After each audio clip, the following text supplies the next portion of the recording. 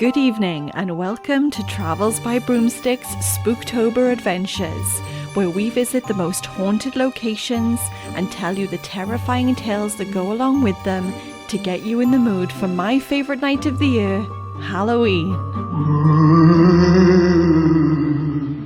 Today's journey takes us to Llantrisant, a hilltop town in the county borough of Rhondda Cynon Taf.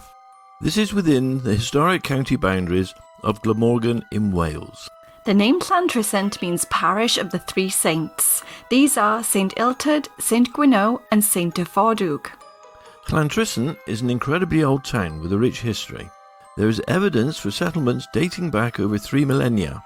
It even has its own ruined castle. This once occupied a formidable position of defence. Now only a portion of the tower and some outer castle walls remain standing. And it was at this crumbling castle that we began our ghost walk. We were lucky enough to go on the Llantrisant ghost walk with the wonderful historian Dean Powell, who devoted his life to exploring the history of his hometown and its surrounding regions, making him a popular author, lecturer and tour guide. Sadly, Dean passed away suddenly on August 5th of this year. But we both feel incredibly honoured to have met him, to have been on his ghost walk, to have bought his book, Ghostly Tales of Llantrisant, and to have had a tour of his beautiful beloved Guildhall. The Guildhall, a restored 14th century Grade II listed building, which has been transformed into a heritage and visitors centre. We thoroughly enjoyed our ghost walk, and here we'll be retelling some of the spooky stories that we were told that night. The first ghost story is the mysterious demise of John Lewis. John Lewis was the local shoemaker in Llantrisant, but during the Victorian era, the addition of the railway services meant that locals could travel further afield to go shopping, and the local trade had begun to shrink.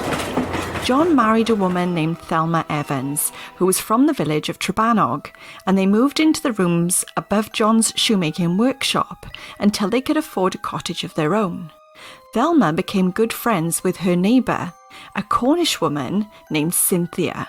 John didn't like Cynthia. She was very flirtatious and wore dresses that had a revealing neckline. He thought that she was a bad influence on Thelma. As Cynthia enjoyed drinking gin, and when she did drink gin, she became rather mouthy, landing her in front of the local magistrates twice for being drunk and disorderly. On the second occasion, she had hit a policeman who tried to remove her from the local pub. But Thelma didn't listen to her husband's concerns, and this caused increasing tension in their marriage, especially as Thelma had apparently gone to the back room of the Butcher's Arms pub one night with Cynthia, a place that was rumoured to be exclusively for the ladies of the night, that sold their favours to any willing participant. But John was a mild and gentle man, a quiet man who avoided confrontation at all costs. As time went on, Thelma spent more and more time away from their home, and John was becoming increasingly suspicious of her whereabouts. One evening, John decided to follow Thelma. Hiding in the darkness of the night, he followed her through the cobbled streets and up towards the Guildhall and police station. He saw his wife knock on the station door and heard the voice of the policeman, Sergeant Evan Bowen, before the door slammed shut. John could hear the murmur of voices from inside the house, followed by his wife's unmistakable giggle. The gaslight lit up the bedroom upstairs, and the sergeant pulled the curtains, but not before looking out onto the street where he saw John standing lurking in the darkness, looking directly up at him. The sergeant gave a large winning grin at John before the light was extinguished. In a rage, John hammered at the door as the neighbours peered through the panes of their cottage windows, wondering what all the banging was about. The door soon flung open, and the half-dressed sergeant reached out for John's throat, raising his fists and punching him with such power that John fell back against the garden gate, dazed and defeated. The sergeant went back into the bedroom with John's wife, and John came to his senses and struggled to his feet. He shook with anger and rage and raced back to his shoe workshop to get his hunting arms. Once he'd grabbed them, John raced back to the police station. Secluded in the shadows, hidden from view, the poor shoemaker was overpowered by the sergeant, who dragged him inside the police station, with Thelma watching from within. The next morning, the body of John Lewis was found. He lay in the grass amid the morning dew on the front of the Llantrisant castle grounds, his throat cut from ear to ear. He lay with a razor in his right hand. The inquest of John's death was held at the Guildhall, presided over by Judge Williams of Miskin Manor. The verdict was suicide. Thelma admitted that her husband had been suffering from deep melancholy because of the failure of his shoemaking business.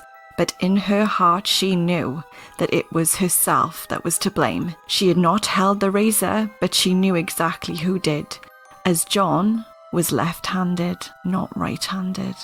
John, however, is not forgotten, as sightings of this terribly wronged man have been seen standing amid the trees, walking the castle grounds, his spirit trapped until the mystery of his death is finally solved. During our walk, we visited Llantrisant Parish Church graveyard.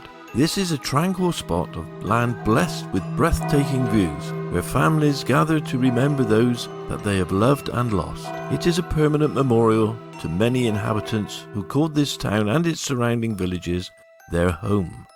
Some of the earliest tombs date back as far as the 1700s, and the variety of thoughtful inscriptions offers a brief glimpse into the lives of those long since gone. It is a resting place of several hundred well-known figures in the history of the old town from the last 3 centuries, including shopkeepers, innkeepers, and the families of a number of Llantrisant freemen.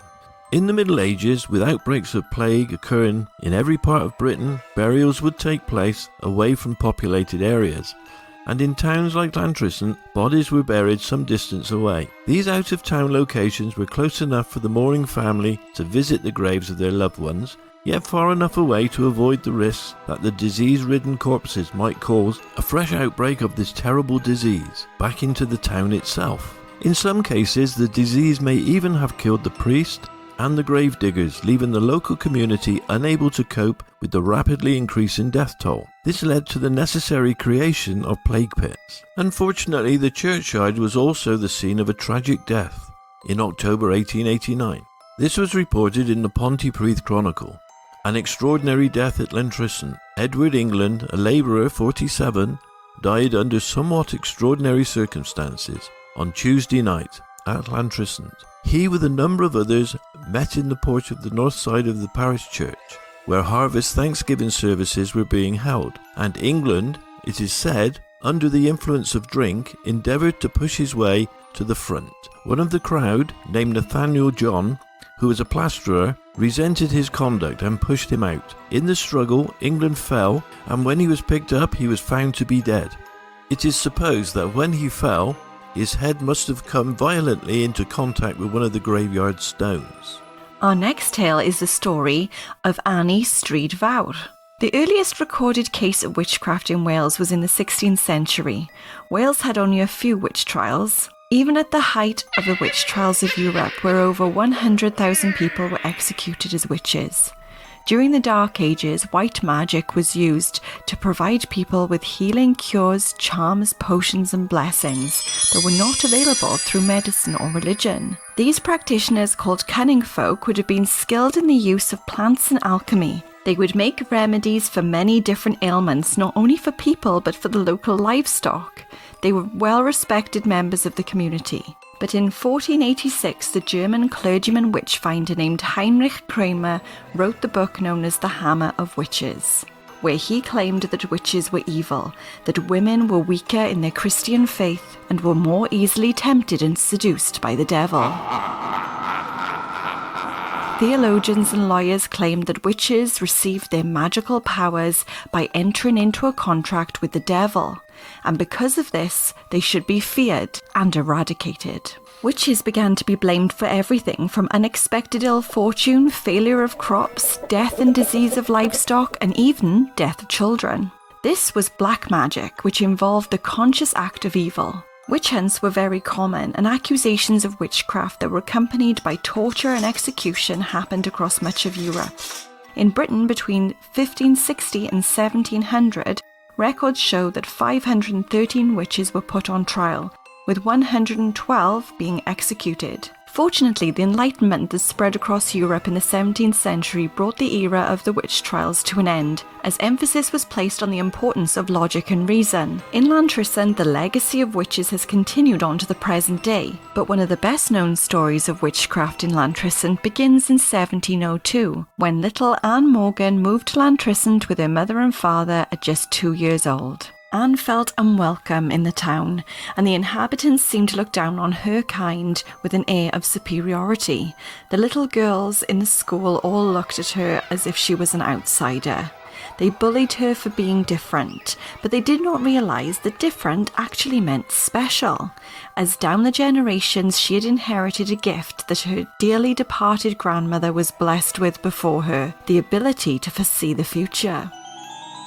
Anne hid her magical abilities at first as she was scared of being accused of witchcraft, but there were times that her visions of the future were just impossible to ignore. One market day, as she stood on the Guildhall steps, she watched a little boy playing with his spinning top on the old dirt track.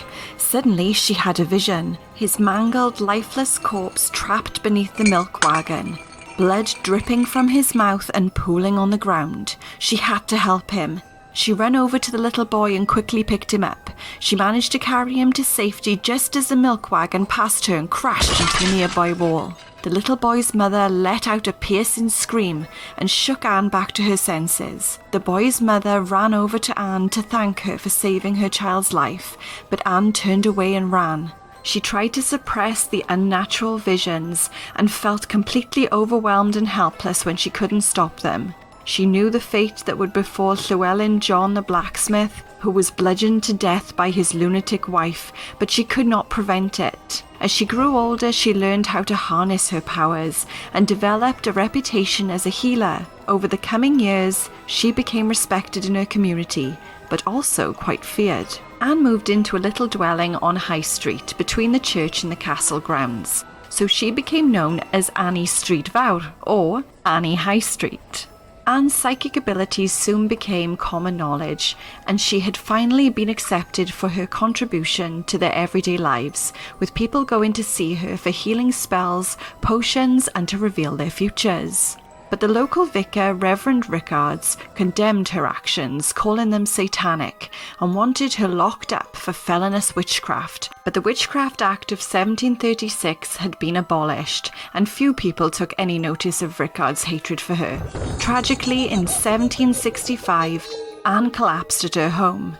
She lived alone, only allowing the occasional visitor into her private yet magical world. It was on Halloween night that she held a séance at her home. The constable of the castle, Mr. Isaac Evans, had lost both his daughters to the smallpox epidemic. Anne could feel their presence. She could hear their small and delicate voices whispering to her. She became weak, exhausted, and overwhelmed, and she brought the séance abruptly to an end, much to Isaac Evans' disappointment. But Anne could barely move. She finally stood up, and being unsteady on her feet, she stumbled towards the roaring fireplace. She collapsed, her body being consumed by the flames. As her neighbours came home from their own Halloween celebrations, they saw something was wrong and entered Anne's house to see a truly horrific sight. Her charred remains were placed into a coffin, but the Reverend Rickards refused to allow her body to be laid to rest inside the churchyard. She was a witch, and witches were not allowed to be buried on consecrated ground. Anne was buried in the unconsecrated grounds of the local fields, but this was not the end of Anne, as within a few weeks of her death there were sightings of her spirit crossing the cobblestone path to the churchyard. The churchyard gate would creak open and shut as the woeful woman walked to the parish church. This sighting soon became a regular ghostly occurrence. It was strongly believed in the village that her ghost was seeking revenge, and that the Reverend Rickards was to blame. He had refused her the right to be laid to rest alongside her parents and her siblings in the family tomb at the parish church, and she was trapped in purgatory, her spirit roaming the churchyard looking for her family crypt, longing to be reunited with her loved ones and the eternal peace that would come to her. She is still seen to this very day, dressed all in black with a black veil covering her charred face. So beware if you're out in Llantrisant on Halloween night, you might be in for a ghostly fright. In 1962, the smallpox epidemic was rife, with 6 people dying in Llantrisant from this deadly disease. A young boy named Terence Davis had gone to Llantrisant to visit his grandmother, Nanny Trisant, who lived in Swan Street along with his parents. Terence loved to visit his grandmother. It was a loving home with a warm Welsh welcome and the smell of freshly baked Welsh cakes. He would explore the ruined castle and visit the horses on the common and seeing the sprawling countryside. For a 7-year-old boy from Whitechapel in London, this was an adventure. Unfortunately, this trip wasn't going to be such a big adventure, as poor Terence and his family were all struck down with smallpox. Terence had a high fever, headache, back pain, and red spots and blister-like lesions on his skin. But his grandmother was a retired nurse, and was therefore able to take care of him. She nursed him back to health, and he gradually recovered. Before he went back to London, his grandmother took him for a walk to the Castle Green to get some fresh air. They sat in the sunshine on the steps of the Guildhall. He smiled at his grandmother and said, "I'm really going to miss you, Nanny." His grandmother smiled back at him. "Oh, you will be back to visit again very soon. I'm glad that you are feeling better now." "Oh, I am," Terence replied, "but I don't want to go back home. I want to stay with you and my old friend." "Friend?" asked the grandmother, puzzled. "What friend?" Terence looked up at his grandmother with wide eyes. "The little girl who looked after me. She sat by my side. She would read me stories, sing me lullabies, and hold my hand." His grandmother wondered if these were hallucinations caused by the high fever, but Terence was adamant. She had beautiful golden ringlets and a pink bow and a pretty yellow dress. Terence explained to his grandmother that they had first met in her garden. They played games together and had so much fun. "What's your little friend's name?" asked the grandmother. She had indeed seen her grandson playing in the garden, chatting away to himself full of imagination. "Her name is Lily," he replied. His grandmother smiled and sighed a heavy sigh. Her sister was named Lily, and she had sadly drowned in the well at the back of her home. This happened in 1912. Could this be the little girl who Terence had seen? I hope that you've enjoyed these terrifying tales. If you want to know more about the many ghosts of Llantrisant, please buy the book Ghostly Tales of Llantrisant by Dean Powell. It's listed in the description box below. So as usual, there's only one question left to ask. How many brooms do you give the Llantrisant Ghost Walk? I'll give the Llantrisant Ghost Walk 4 brooms. That's very good. What was your favourite story? Actually, one that we didn't cover in the podcast. I like the one about the workhouse in the street outside the cemetery. What used to be the workhouse is now a row of cottages, but occasionally people see a ghostly spectre looking out of the windows. So that was a good story. I enjoyed that one. Yeah, that sounds really spooky. There was another part of the tour where Dean Powell told us about the folklore relating to Halloween and predicting the future for the coming year ahead. It was believed that if you ran around Llantrisant Church 3 times and then peered through the keyhole of the north door at midnight, you would see the faces of people who would die the next coming year. I thought that was really spooky. What was your favourite story in the episode today? Was it The Ghost Child, The Story of the Witch, or John Lewis's murder? Well, I enjoyed the story of the Ghost Child, partly because I read it, but when I sort of looked at the research, I found it quite interesting, and you know, kids are kids. Yeah, they do say the children pick up on ghostly apparitions more than adults do. Yes, I'm sure they do, and out of the mouths of babes, etc. Did you see any ghosts or feel any particular energies while walking on the ghost tour? No, not really. The cemetery in the dark was quite spooky. I really liked the view. It was a gorgeous view. The view from the cemetery was absolutely stunning. Even though it was dark, you could see all the lights and the surrounding countryside, and it was spectacular. I did think the church was really spooky, because it is lit up and with green lights and various other colours. The backlight in the graves and everything. It gave it a really creepy ambiance. Ambiance. So that concludes our visit to Llantrisant Ghost Walk. We hope you enjoyed it, and like and subscribe. We hope you've all had a magical time and that you're enjoying the spooktacularness. The spooktacularness. Spooktacularness. Is that actually a word? Our spooktacular adventures. It's magical.